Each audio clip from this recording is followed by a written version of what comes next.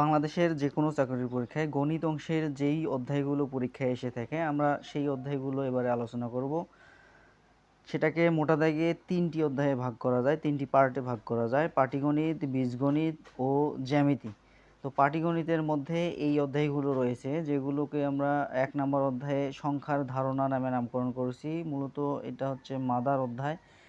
এর অধীনে বর্গ ও বর্গমূল, সরলীকরণ, ভগ্নাংশ, লসাগু ও গসাগু, গড়, অনুপাত, সমানুপাত ও মিশ্রণ, এই 6টি অধ্যায় রয়েছে। এরপর আসে ঐকিক নিয়ম। ঐকিক নিয়মের মধ্যে সাধারণ ঐকিক, সময়, কাজ ও নল চৌবাচ্চা, নৌকা ও স্রোত বিষয়ক, ট্রেন বিষয়ক, সময়, দ্রুত ও গতিবেগ, এই 5টি সাব অধ্যায়ে আমরা ঐকিক নিয়মকে ভাগ করেছি। শতকরা, লাভ ক্ষতি, সুদ কষা।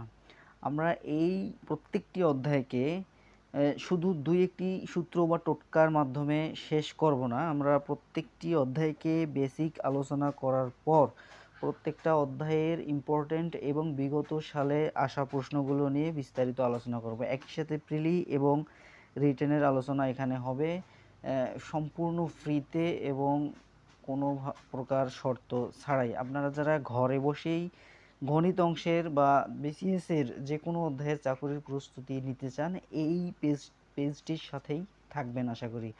এরপর আমরা বীজগণিতের সিলেবাসটাকে 2টি অংশে ভাগ করেছি। তার মধ্যে একটি হলো 1 থেকে 7, যেটার মধ্যে আছে প্রাথমিক ধারণা, অথবা এটাকে আমরা বীজগণিতীয় রাশিমালার 4 নিয়ম নামে অভিহিত করতে পারি। তারপর বীজগণিতীয় সূত্রাবলীর প্রয়োগ, উৎপাদকী বিশ্লেষণ, বীজগণিতের লসাগু, গসাগু ও ভগ্নাংশ, সূচক ও লগারিদম, ধারা ও সরলীকরণ নামে। এরপর বীজগণিত 2 নামে যে অংশটা রয়েছে সেখানে মূলত উচ্চতর বীজগণিত বা উচ্চতর গণিতের অধ্যায়গুলো দেওয়ার চেষ্টা করা হয়েছে। এটা হচ্ছে সেট, অসমতা, বিন্যাস সমাবেশ, সম্ভাব্যতা ও দ্বিপদী উপপাদ্যর মাধ্যমে এটা বীজগণিতের সিলেবাস কভার করার চেষ্টা করা হবে। এরপর জ্যামিতির অংশকে মোট 8টি অধ্যায়ে বিশ্লেষণ করা হয়েছে। 8টি অধ্যায় হলো প্রাথমিক ধারণা, যেখানে রেখা ও কোণ সম্পর্কিত প্রশ্ন আলোচনা করা হবে।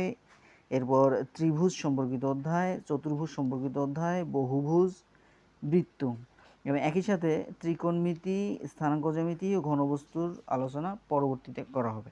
তো এখানে ত্রিকোণমিতি নামক অধ্যায় বিসিএস সিলেবাসে না থাকলেও কিন্তু দেখা গেছে বিভিন্ন সময় বিসিএসের পরীক্ষায় ত্রিকোণমিতি থেকে প্রশ্ন আসছে। তবে অবশ্যই বিসিএস রিটেনে এখান থেকে কম্পালসারি প্রশ্ন হয়ে থাকবে।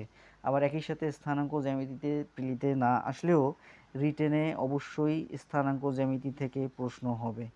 এরপর আছে ঘনবস্তু, যেটা ত্রিভুজ, চতুর্ভুজ এবং বৃত্তের সমষ্টি।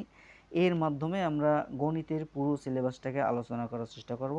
গণিতের পুরো কোর্সটি শেষ করার জন্য আপনারা সাথেই থাকুন।